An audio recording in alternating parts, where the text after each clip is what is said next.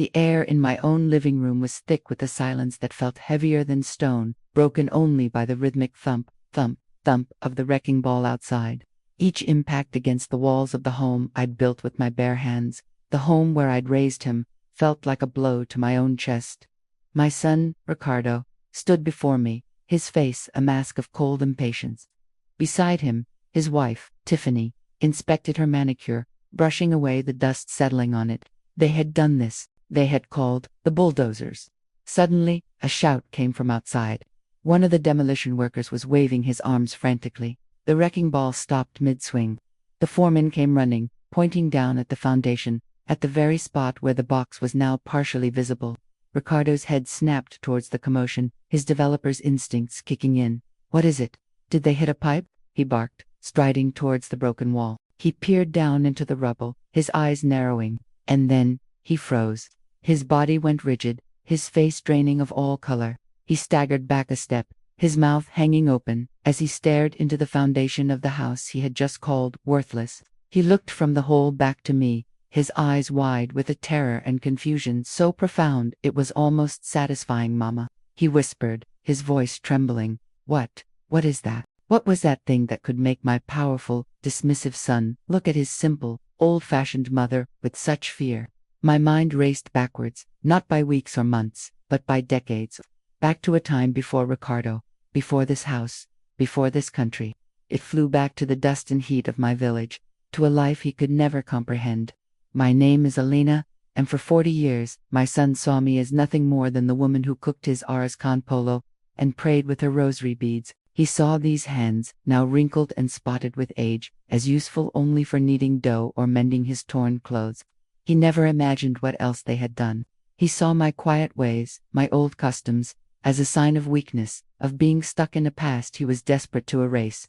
He never knew that those customs, that past, were the very shield that had protected him his entire life. The story of how we got to this moment, with my son staring in horror at the secret I buried under our home, didn't begin with the demolition papers he'd tricked me into signing. It began with a promise I made to my own father, a man Ricardo never met, a man whose legacy was far more complex than just a love for gardening and old proverbs.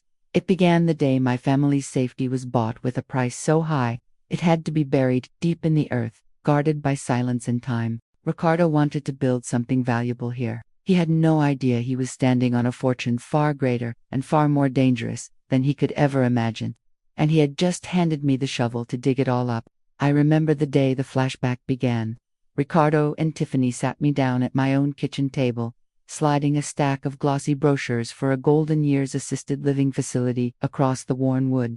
They called my home a relic, a fire hazard, an embarrassment. Tiffany had wrinkled her nose at my hand-embroidered tablecloth, calling it unhygienic. Ricardo's final words, "It's time to be practical. Mama, your sentimentality is costing us," felt like a physical blow. That night, I sat alone in the dark, the brochures in my lap, feeling a profound loneliness and helplessness I hadn't felt since I first crossed the border with nothing but my name. That feeling, that cold dread, was the key. It unlocked a door in my mind I had sealed shut for 4 decades. The sterile, air-conditioned smell of the brochures dissolved, replaced by the thick, cloying scent of dust and bougainvillea. The hum of the refrigerator became the buzzing of fat, lazy flies in the oppressive afternoon heat of my village. I was no longer Alina, the old woman in the outdated house.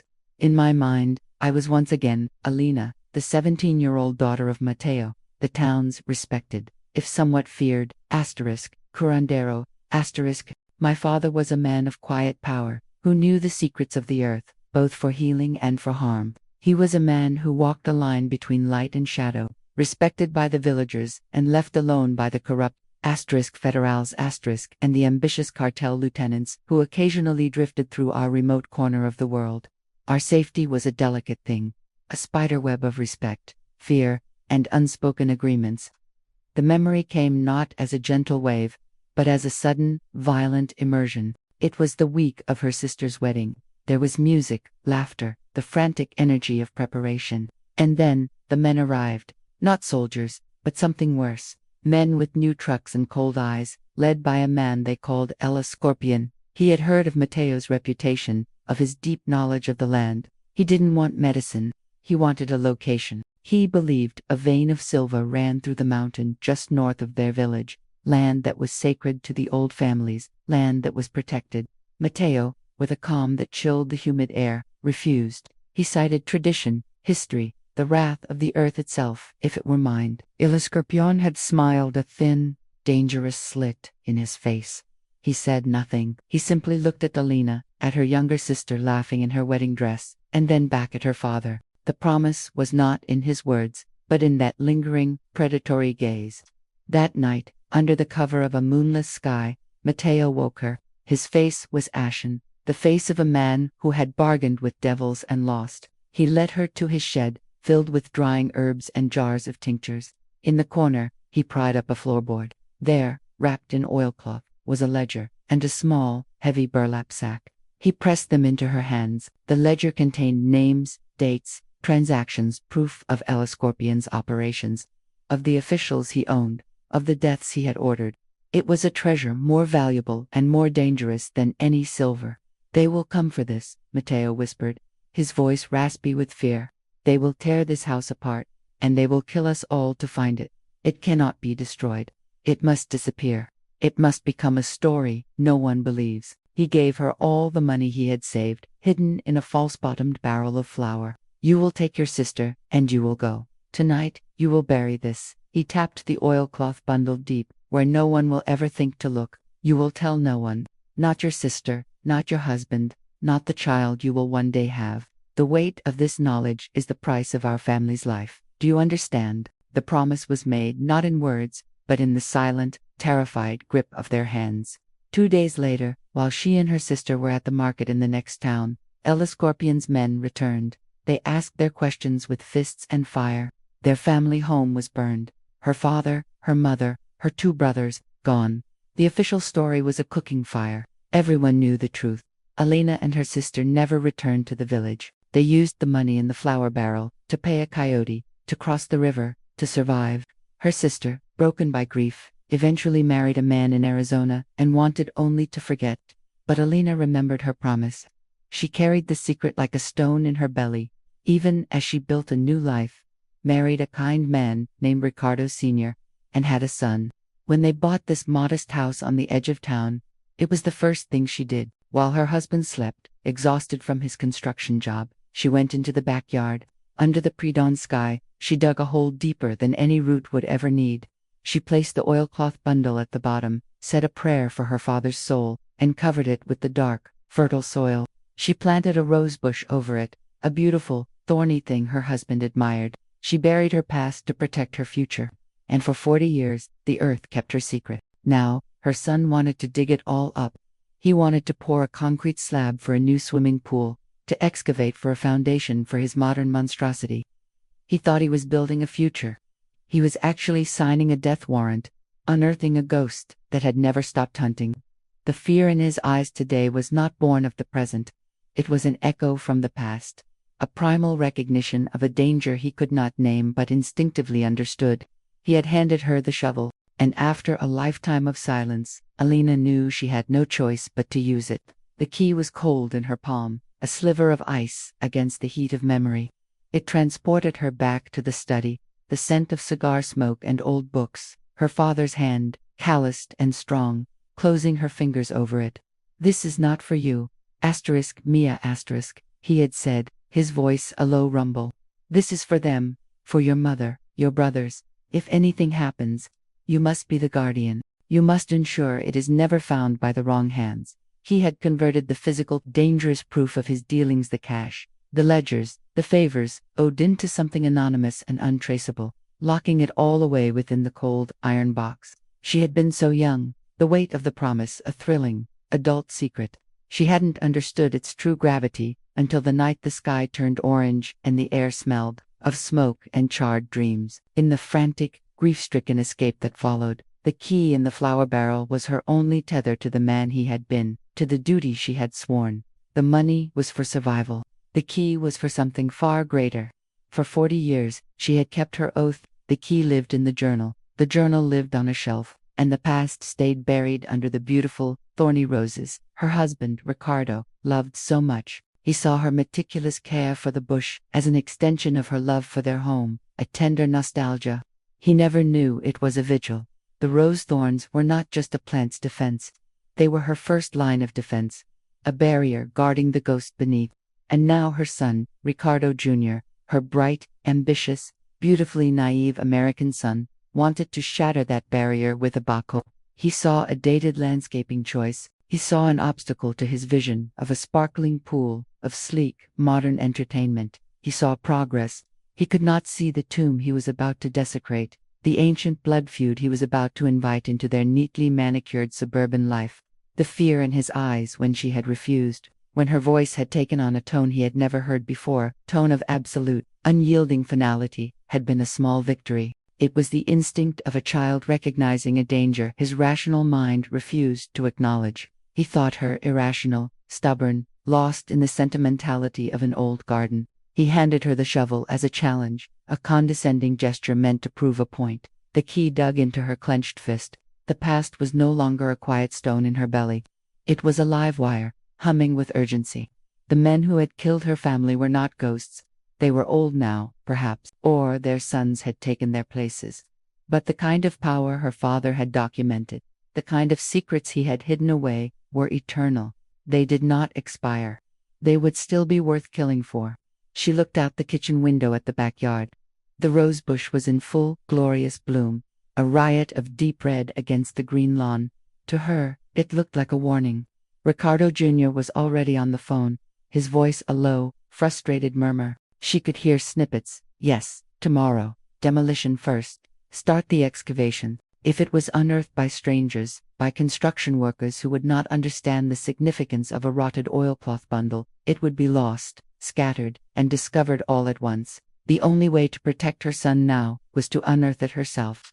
The key was a message from her father, a final instruction delivered across the decades. The past was coming up, one way or another. She could let it be torn violently from its resting place, or she could carefully exhume it and lock it away again, this time for good.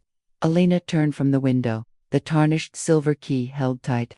She would need the shovel, but not for the roses. She would need it for the earth that had been her faithful accomplice for 40 years. It was time to break their pact.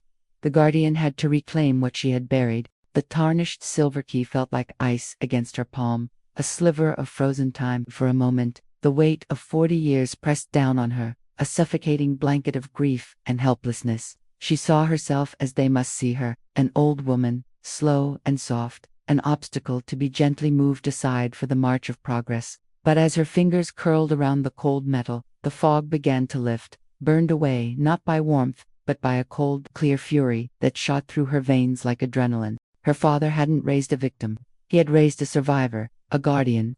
He had entrusted her with a truth so volatile it had to be buried, and she had kept that faith through decades of silence.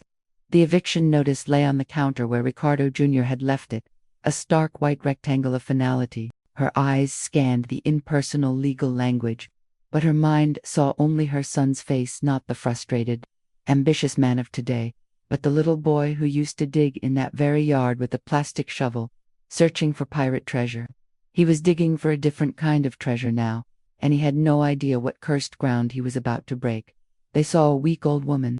They were about to meet their grandfather's daughter. The decision solidified within her, as hard and unyielding as the key in her grip. She wasn't just going to stop them. Stopping them was a temporary fix, a delay. They would be back with more lawyers, more paperwork, more bulldozers.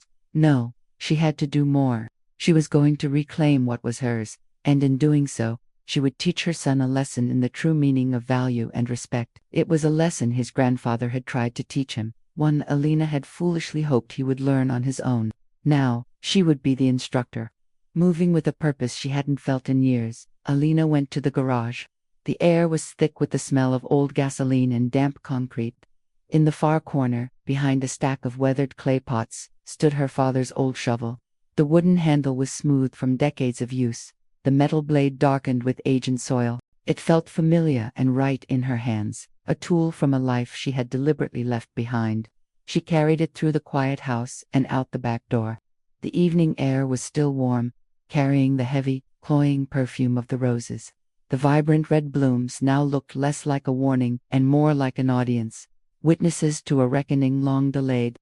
She ignored the designated flower beds and walked to the center of the lawn, to a spot that looked no different from any other. But she knew. The earth remembered. She pushed the tip of the shovel into the grass. The resistance was firm, the roots of the turf holding fast. With a grunt, she put her weight into it, driving the blade deeper. The sound was a quiet rip, a tearing of the perfect green facade she had maintained for so long. With each shovelful of dark, rich soil, she felt the careful layers of her peaceful life being stripped away. The respectable widow, the gentle grandmother, the quiet neighbor, these were identities she had worn like a comfortable coat.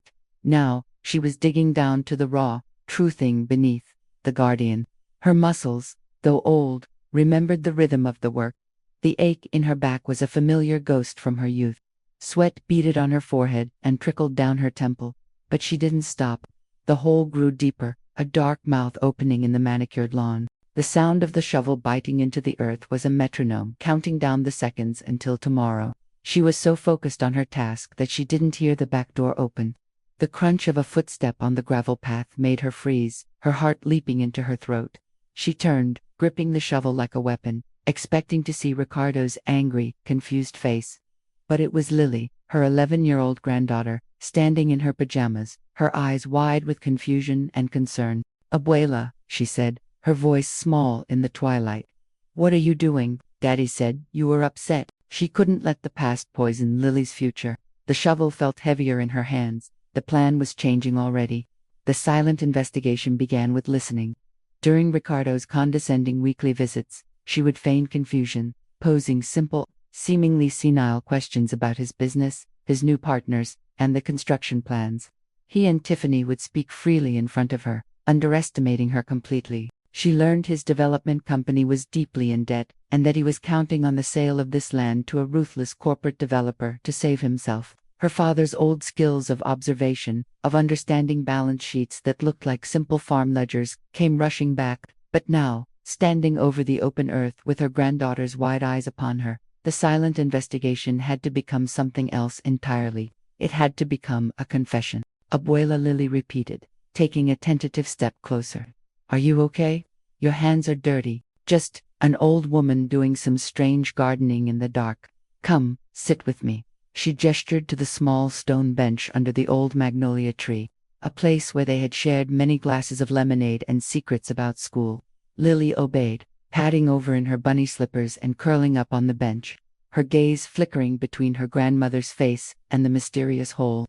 Alina sat beside her, the weight of her years and her secret pressing down on her shoulders. "Your father," Alina began, choosing her words with the care of a bomb disposal expert. "He wants to sell this land, to build many houses where our trees and garden grow. And it is a promise I made a very long time ago. He taught me how to hide them, how to protect them. He taught me to see the truth behind people's smiles. I buried it deep, right here in this garden, and I planted a peaceful life on top of it." Lily was silent for a long moment, processing the fairy tale that had suddenly erupted in her own backyard. "Is it a weapon?" she whispered. Her Anna almost smiled. "And no, Carino. It is more dangerous than any weapon. It is knowledge. It is proof of very bad things that powerful men did. Proof that could still destroy families, even now. My father believed it was too dangerous to be known, but too important to be destroyed, so it must stay hidden. He would never believe me. To protect the child, she had to enlist her.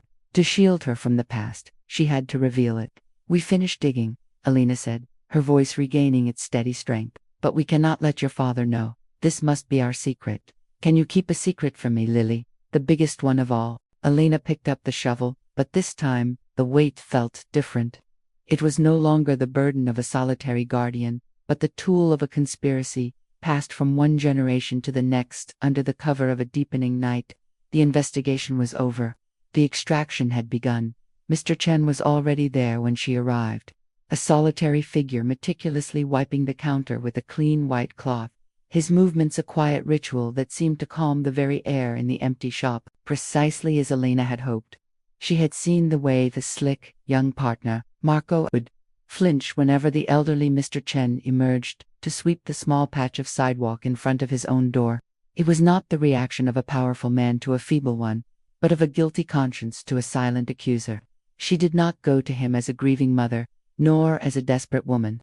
She went as a strategist. She arrived at his office one afternoon, a perfect tres leches cake in a glass dish held in her hands. The bell above his door chimed softly. The air inside was still, smelling of old paper, ink, and polished wood. Mr. Chen looked up from a ledger, his eyes magnified by thick glasses, his expression one of mild, polite inquiry. "A house is built with boards and beams," Alina said, her voice clear and steady, not a trace of a quaver. "A home is built with love and dreams, but a community is built with trust, Mr. Chen.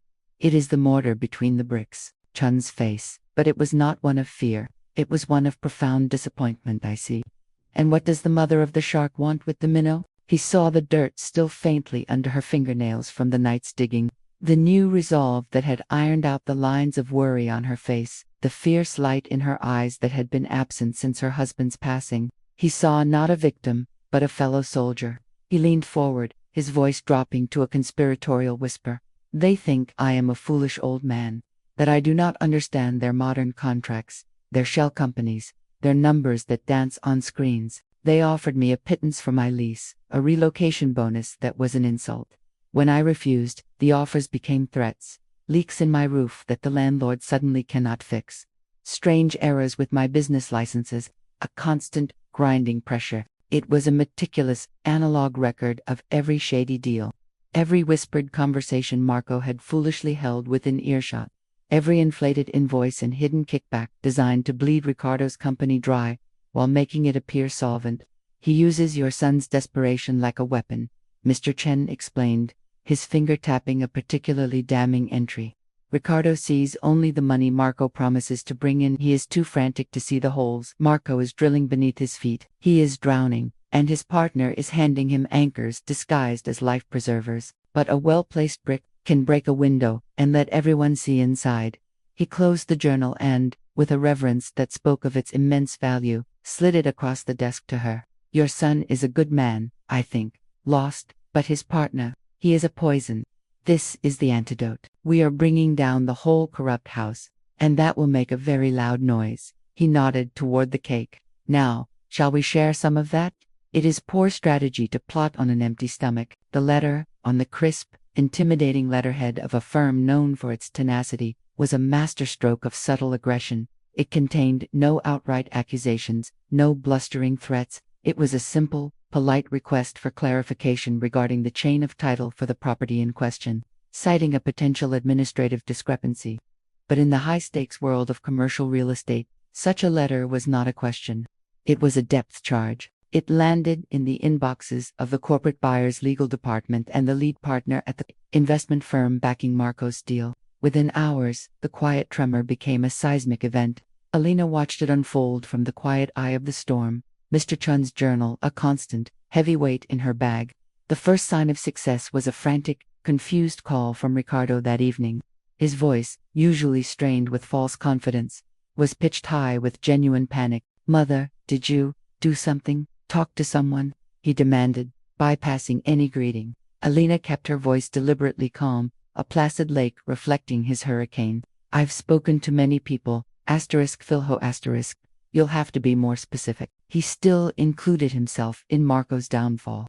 "Perhaps they are just being thorough," she offered, the picture of maternal innocence. "It is a great deal of money. They have a right to ensure everything is in order. If Marco assures you, it must be true." A scanned copy of an inflated invoice for consulting fees to a junior accountant at the investment firm, a transcribed snippet of a phone message where Marco casually discussed creative accounting, to a nosy financial blogger who had previously written about the corporate buyer. Each piece was sent separately, from different accounts, a slow drip of poison into the well. Mr. Chen, operating in the shadows she could not penetrate, handled the more delicate tasks. He had old contacts, loyal men who asked no questions. One of them, a man with a camera that could see through walls, managed to get a photograph of Marco entering a discreet apartment building not listed on any of his corporate documents. The woman who lived there, as it turned out, was the niece of the lead investor's wife.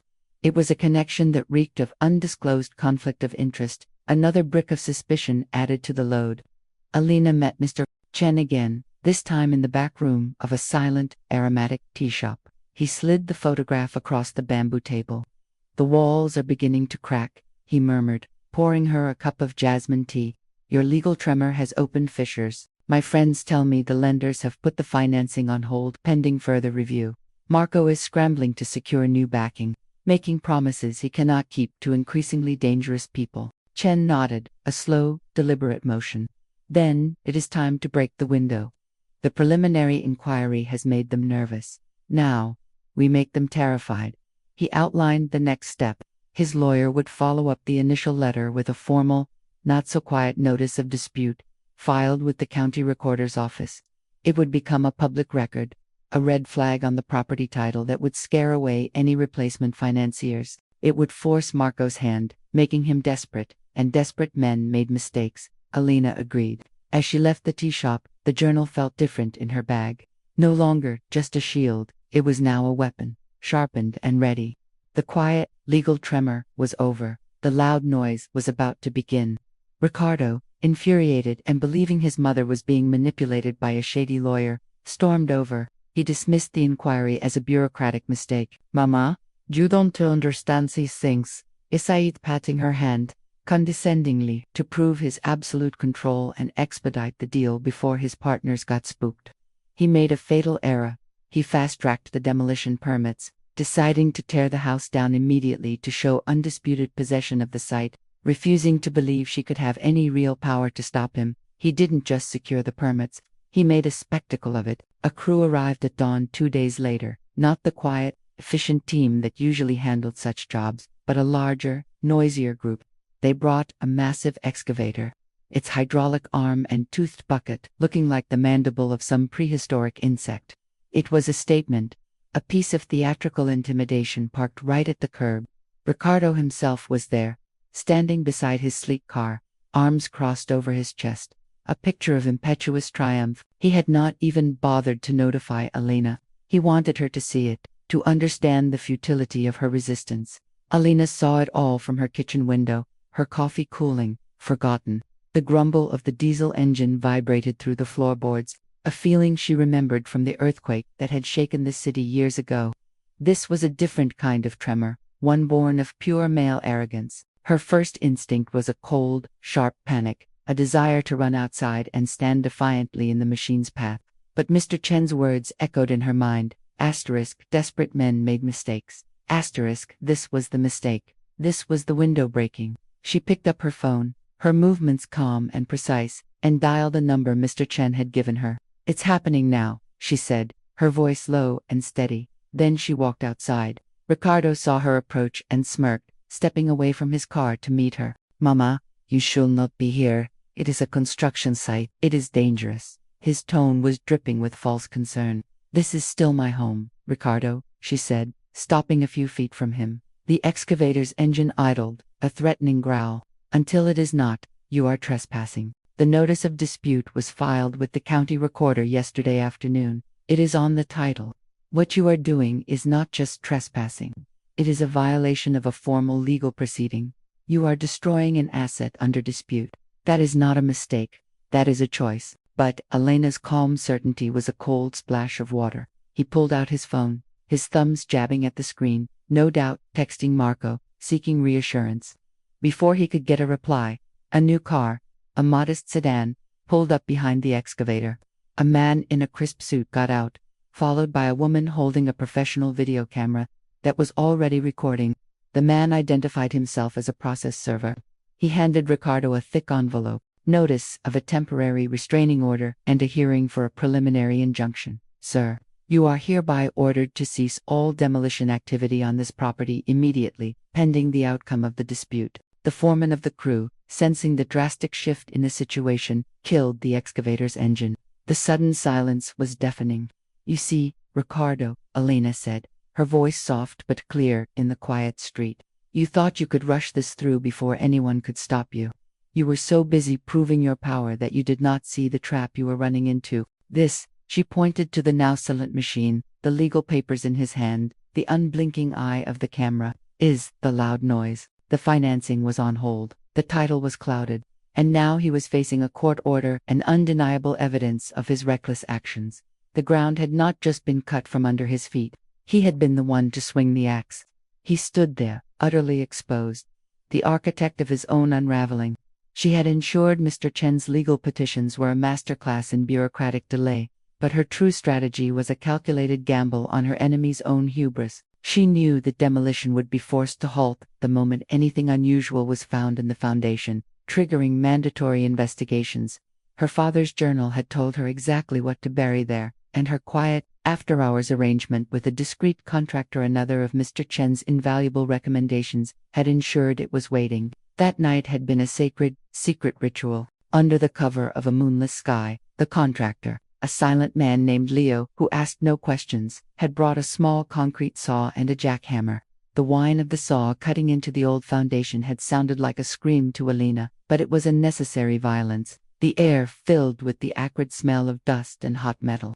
When they finally pried the box free, it was heavier than she had imagined, the iron cold and rough against her gloved hands. She did not open it. Its contents were not the point. Its existence was the weapon. Now, watching Ricardo's empire of arrogance crumble in the harsh morning light, she felt a cold satisfaction. The process server and the camera were the final, calculated moves, but the iron box was the linchpin. It was the physical proof that this was not just a patch of dirt to be scraped clean, but a place of history and secrets. It gave the lawyers from the Historical Society the tangible evidence they needed to file for an emergency injunction, arguing that the site was potentially significant and required formal archaeological assessment.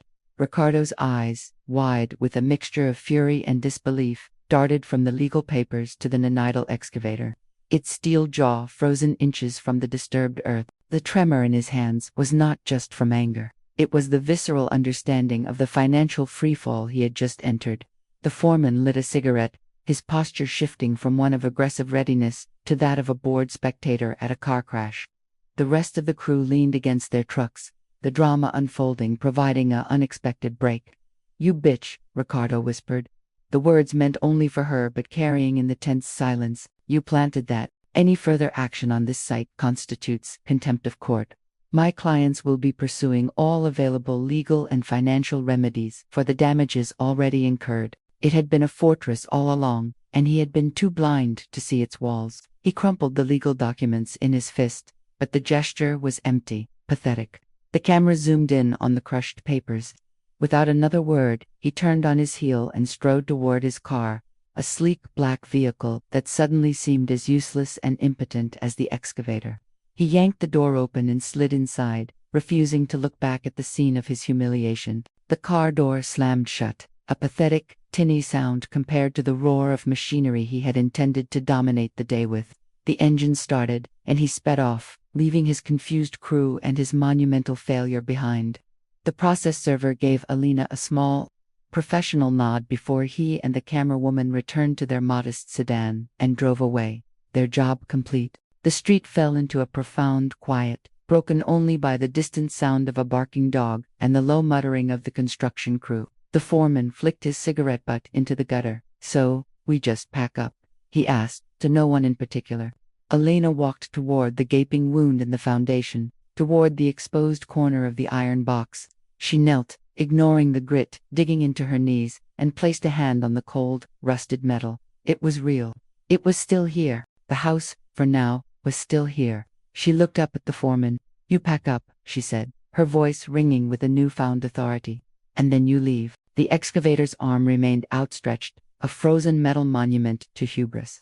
And nestled just beyond its reach was a buried past, once hidden, now exposed, ready to tell its story. The next morning, she sat calmly in her living room, sipping her coffee as the demolition crew arrived. Ricardo and Tiffany stood on the lawn, triumphant. She refused to leave, forcing them to come inside to physically remove her, placing them at the scene, right where she needed them to be. She simply said, "You are making a terrible mistake, Ricardo. Some things are better left buried." It was in that tense, silent moment, with the wrecking ball looming outside, that the first blow struck the wall. The impact was a deafening, sickening crunch of wood and plaster. A web of cracks raced across the ceiling, and a fine mist of ancient dust and modern insulation sifted down, powdering Elena's hair and shoulders. She didn't flinch. She kept her eyes locked on Ricardo, who took an involuntary step backward, his smugness momentarily replaced by shock at the violence of the act. Tiffany let out a small, sharp gasp and clutched his arm. Before Ricardo could recover his bluster or give another order, a second blow landed, lower this time, shaking the very foundation. And then, a shout from outside, sharp and clear, cutting through the growl of the idling machinery. It was the foreman, his voice strained with alarm. "Stop, hold up, you need to see this." With a final, furious glance at Alina, who merely took another sip of her coffee, Ricardo stalked out, pulling a bewildered Tiffany with him. Alina rose slowly, brushing the dust from her jeans, and followed at a deliberate pace. The crew had gathered around the gaping hole in the side of the house, their earlier aggressive energy completely dissipated, replaced by a low murmur of awe. The wrecking ball had torn away the lathe and plaster and several studs, but it had also sheared through the brick of the old chimney base, exposing a hidden cavity. And within that cavity, shrouded in dust and shadow, was a small, rusted metal strongbox. "It's probably just some old trash," Ricardo said, but his voice lacked conviction. The box was too intentional, too placed. "Some things are better left buried," Alina said softly from behind him. He ignored her, his developer's mind already calculating, shifting from destruction to salvage. A find could be a story, a marketing angle. "Get it out," he commanded the foreman. As two workers carefully extracted the box, placing it on the patchy lawn, a black sedan pulled up to the curb. A man and a woman in sharp, professional attire got out. The man carried a thick leather satchel. They approached the group with an air of unshakable purpose. "Ricardo Silva?" the man asked, though it was clear he knew the answer. "Who are you?" "This is a private worksite," Ricardo said, his annoyance boiling over. "We are process servers. This is a court order, issued an hour ago, enacting an emergency temporary stay of all demolition activities, pending a full archaeological and historical review of this property." The man handed Ricardo a thick sheaf of papers. The woman beside him held up a small video camera, its red light glowing, silently documenting the scene and the clearly labeled strongbox. Ricardo's face flushed a deep, mottled purple. He looked from the legal documents to the strongbox to Alina, who stood with her arms crossed, a faint, unreadable smile on her lips. The trap had been sprung perfectly. He had been maneuvered into initiating the destruction himself, creating the very evidence that now halted it, all in front of a video record. His humiliation was complete, orchestrated, and legally binding. He crumpled the papers in his fist. Without another word, he turned on his heel, grabbed a stunned Tiffany by the elbow, and strode toward his car, a sleek black vehicle that suddenly seemed as useless and impotent as the excavator still parked by the curb.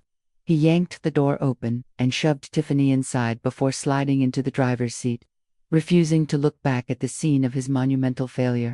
The car door slammed shut, a pathetic, tinny sound.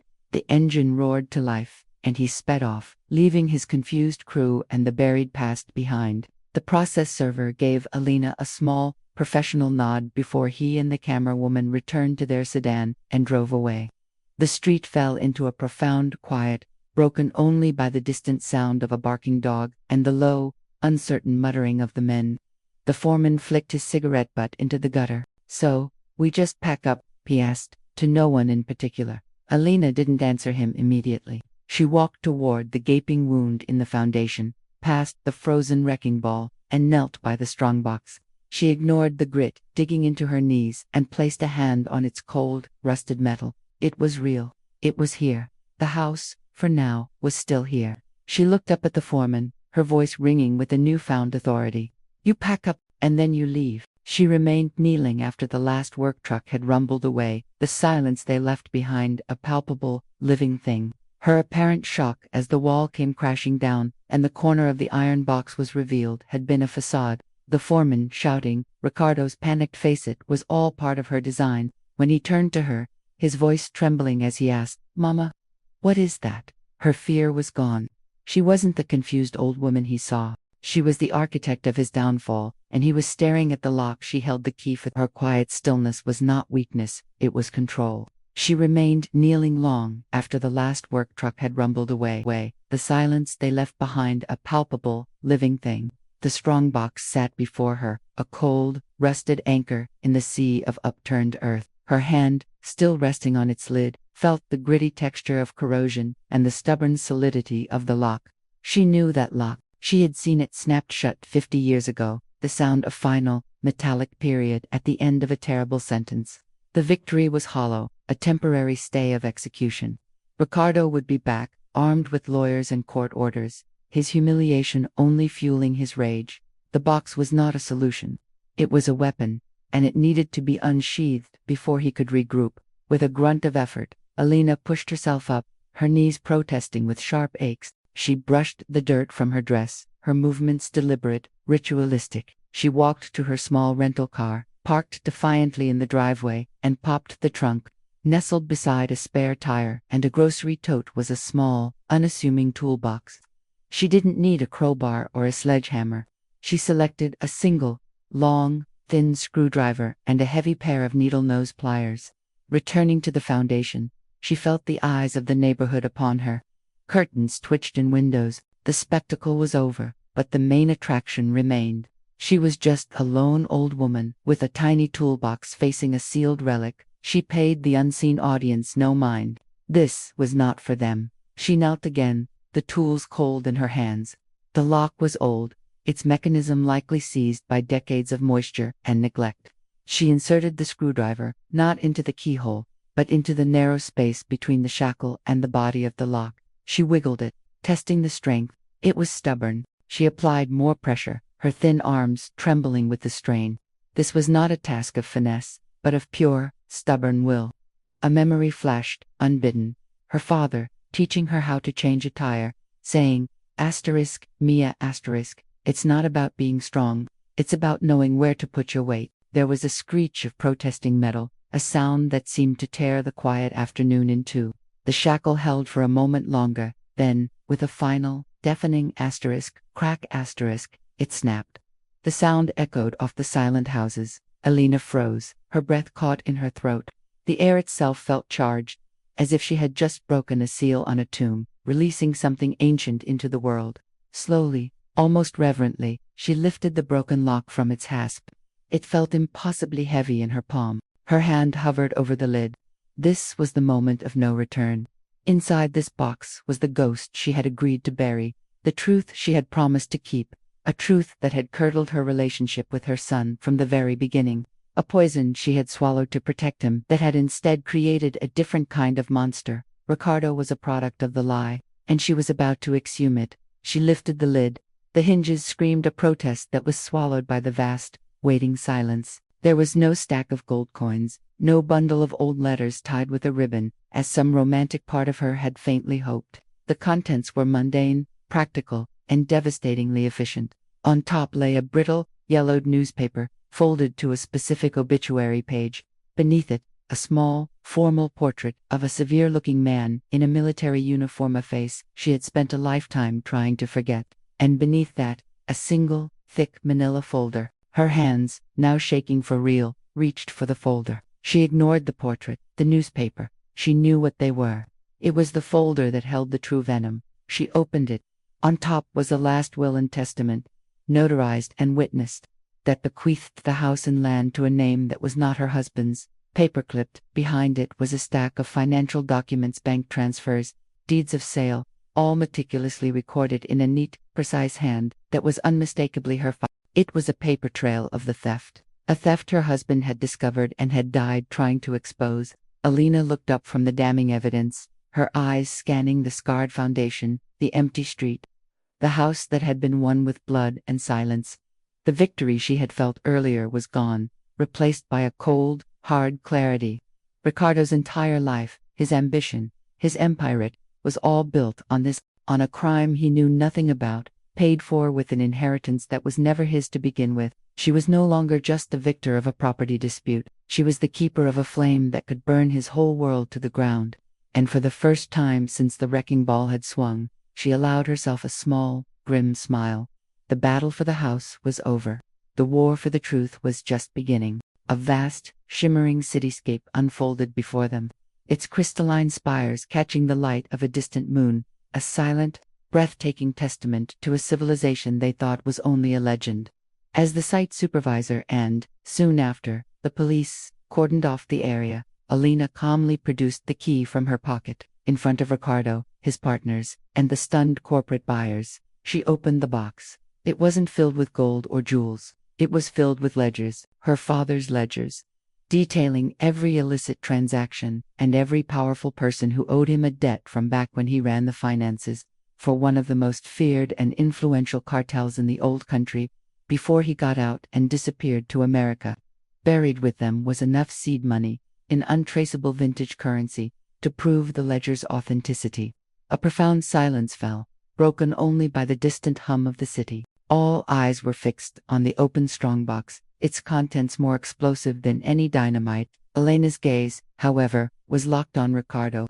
She watched the color drain from his face, his carefully constructed mask of smug authority crumbling into a raw, uncomprehending shock. He took an involuntary step backward, as if physically pushed by the weight of the revelation. "What is this?" one of the corporate buyers finally asked, his voice tight with a dawning, horrified understanding. "What are we looking at?" She held it aloft. "And this is the bill of sale." She handed the yellowed newspaper clipping to the nearest police officer. "This man, Colonel Miguel Valdez, was my husband's true grandfather. He owned this land. He left it to his daughter Sofia, my husband's mother." She then handed over the will. "Ricardo's father, a lower-level clerk with connections to my father's organization, forged this document after Sofia's tragic, early death. He stole the inheritance from his own infant son. He didn't just steal the land. He used cartel money to develop it, to build the first of many buildings that would become his son's real estate dynasty. The ledgers in that box don't just detail past crimes. They list powerful, dangerous people who are still very much alive and who will not appreciate their names being connected to Ricardo's father, or to the son who profited from his silence." The corporate buyers began murmuring into phones, already distancing themselves. Ricardo's partners edged away from him, their loyalty evaporating in the face of certain financial ruin and potential danger. Ricardo stood utterly alone in the center of the cordon, a statue of ruin. He wasn't looking at the evidence or his former allies.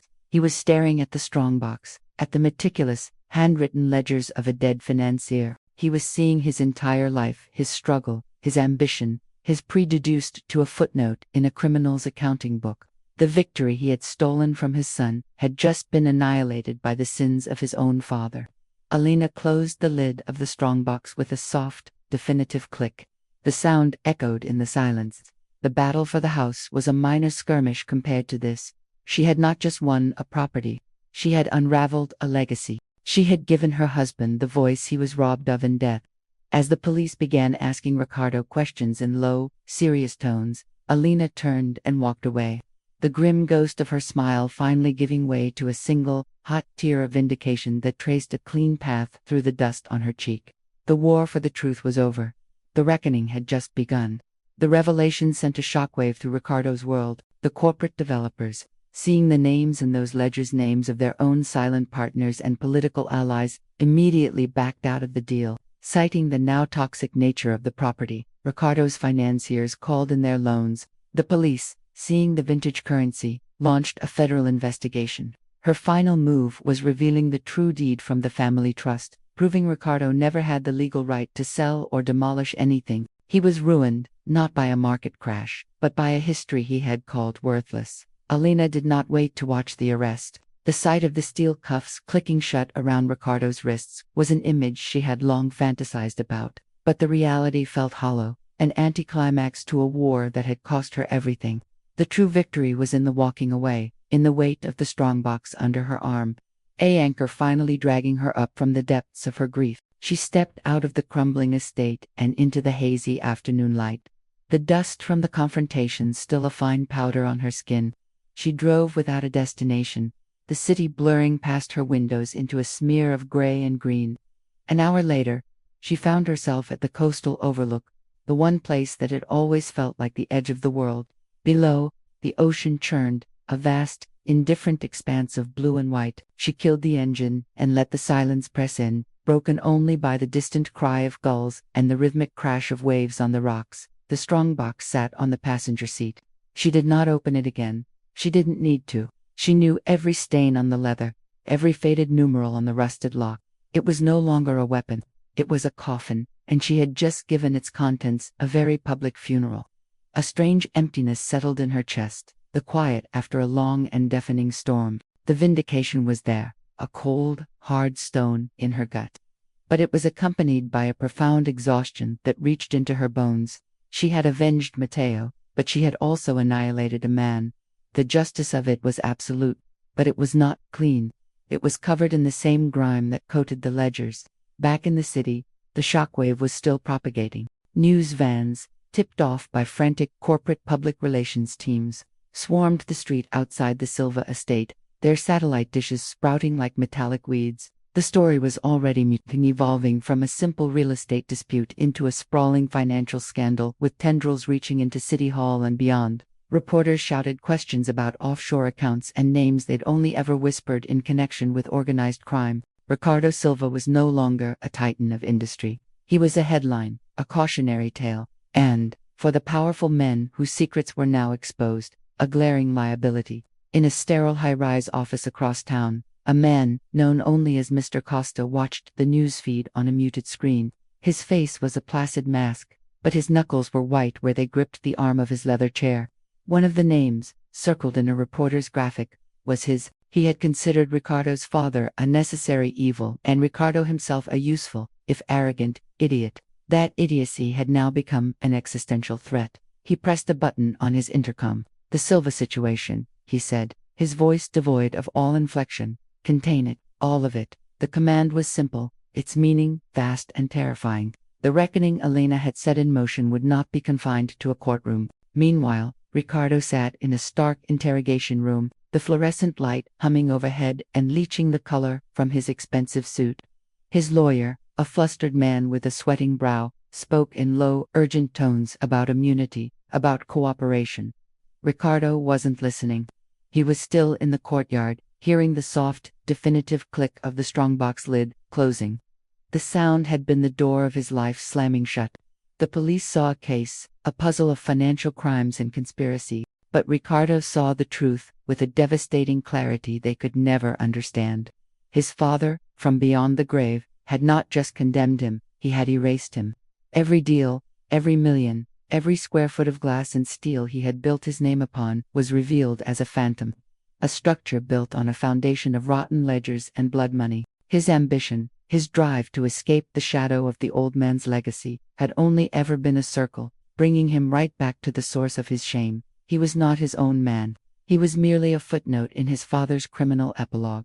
As dusk began to paint the sky in shades of violet and orange, Elena finally opened the car door. The salt air stung her cheeks, still marked by the clean path of her tear. She lifted the strongbox from the seat, its weight both a burden and a release. She walked to the edge of the cliff, the wind whipping her hair around her face.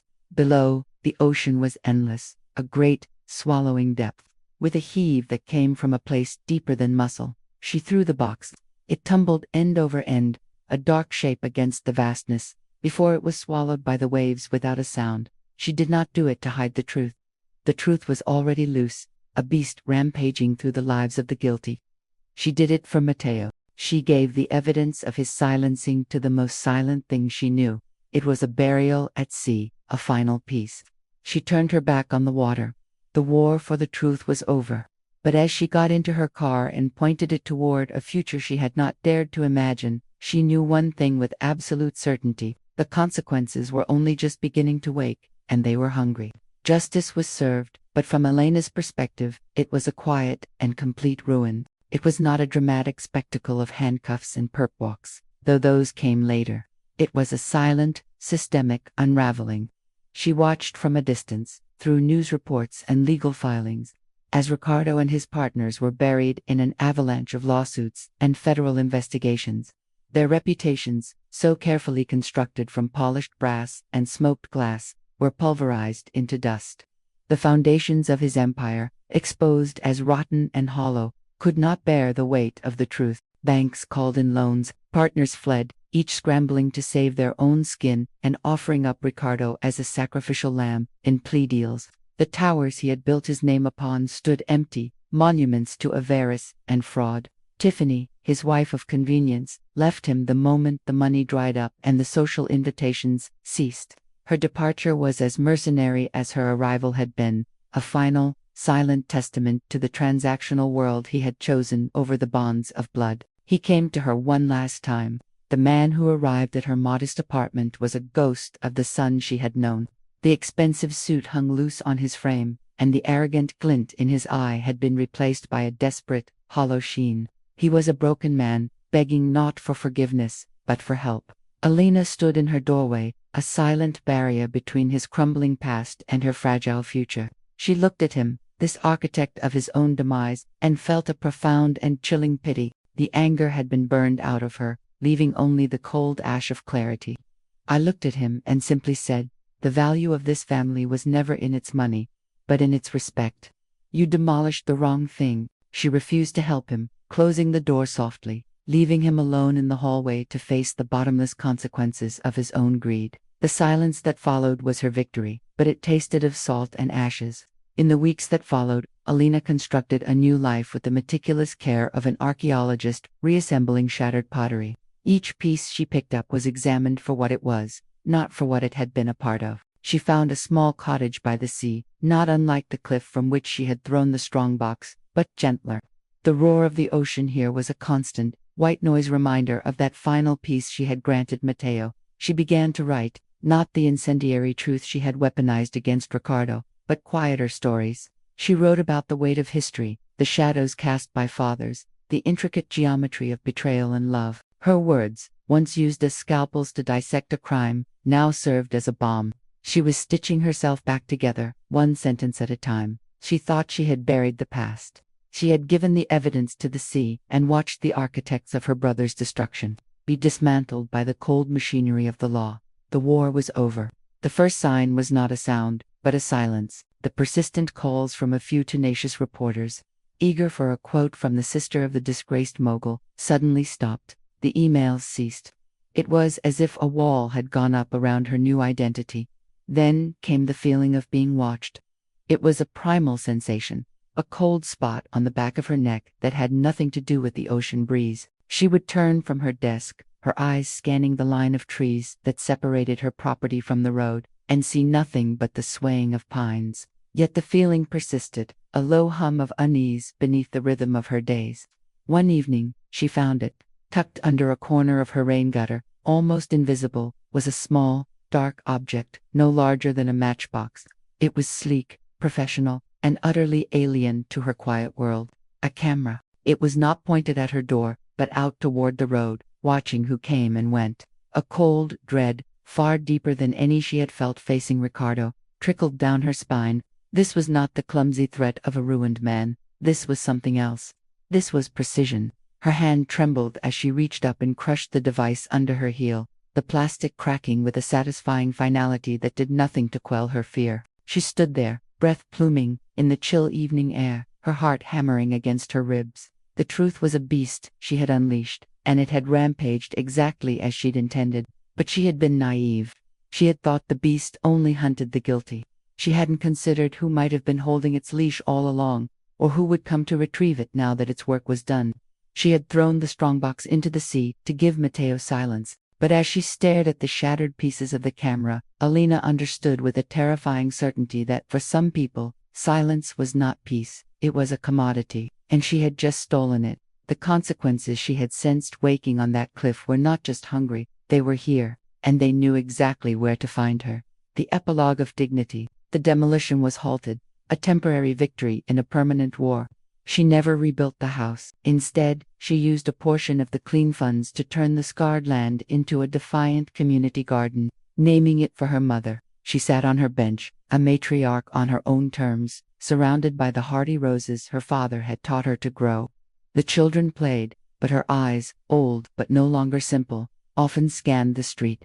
She was Donna Alina, who owned the garden, a woman respected and feared. She had her home, her peace, and her dignity, but its foundation was not concrete or sentiment. It was the vigilant, unyielding strength of her roots, a fortress that required constant guard. It was a good story, a true story, in its way, but it was a story she told herself during the sunlit hours, when the scent of rosemary and damp earth was strong and the laughter of children echoed off the old, repurposed bricks that now lined the flower beds. It was the armor she wore against the memory of the camera's sleek, dark shell cracking under her heel. The garden was her fortress, its high gates and open invitation her best defense. An attack on a reclusive woman in a crumbling house was one thing. An attack on the beloved patron of a public space, surrounded by witnesses, was another. She had made herself a difficult, messy target. She had woven herself into the fabric of the community, a stark contrast to the solitary figure she had been. Every visitor, every child, every neighbor who stopped to admire the hydrangeas was an unwitting sentry. Yet, the vigilance remained, a constant, low-grade current running beneath the surface of her new piece. Her eyes, though often crinkled in a genuine smile, had learned to sweep a room, a street, a crowd, noting details they had once glossed over. The man in the nondescript sedan who seemed to be reading a newspaper for too long. The woman with the expensive sunglasses taking an unusual number of pictures of the architectural details of the surrounding buildings. Never the flowers. Elena noted them, filed them away, and her heart would perform a familiar, frantic tap dance against her ribs until they moved on. Ricardo's empire had collapsed with a thoroughness that was almost beautiful. The headlines had been spectacular, the fallouts public and vicious. He was in a federal prison, his name, a byword for corruption and greed. She had watched it all from her new, serene distance, the beast she had unleashed having devoured its intended prey with gruesome efficiency. But the beast had not returned to its cage. It had new masters now. The first communication was not a threat. It was an invoice. It arrived in a thick, cream-colored envelope, hand-delivered to the garden's new brass mailbox. The return address was a nebulous financial consulting firm in Zurich. Inside, on impeccable letterhead, was a detailed bill for services rendered. It listed dates, durations of surveillance, logistical support, and data analysis, all corresponding to the period of Ricardo's downfall. The total was astronomical, a number that belonged to the world of private jets and offshore accounts, not community gardens. At the bottom, in elegant typescript, it read, "Payment is appreciated for ensuring a favorable outcome. Alternative arrangements for remuneration can be discussed."